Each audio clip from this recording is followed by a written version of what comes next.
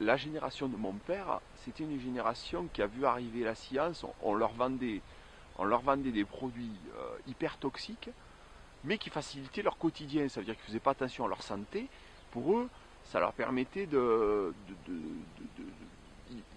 il y avait une naïveté, une croyance dans le progrès, dans le chimique, qui était inconditionnelle. Ce qui faisait mal, c'est ce qui brûlait sur le coup, c'est le feu, c'est l'eau, mais c'était pas le chimique parce qu'il n'y avait pas d'effet immédiat.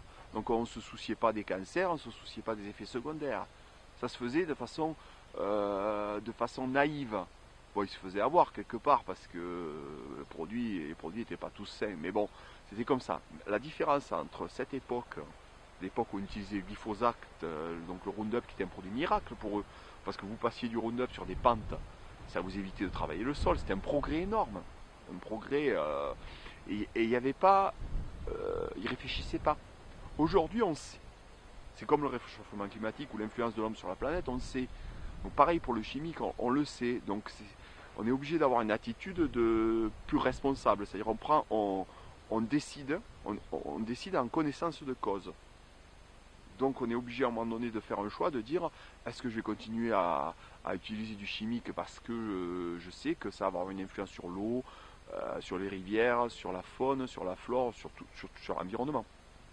Et ça, on ne peut pas être agriculteur et ne pas en avoir conscience. Voilà. Après, donc moi, ma démarche sur le vin, c'est d'éliminer aussi le chimique. Parce que là, c'est différent. On n'a pas une influence sur l'environnement, beaucoup moindre qu'en viticulture, en énologie, mais on a une influence sur le consommateur.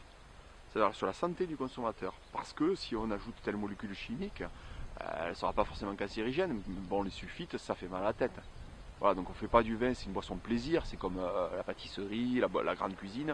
On ne fait pas du vin pour donner mal à la tête aux gens. Donc on va essayer d'en mettre le minimum, voire pas du tout. C'est mon cas.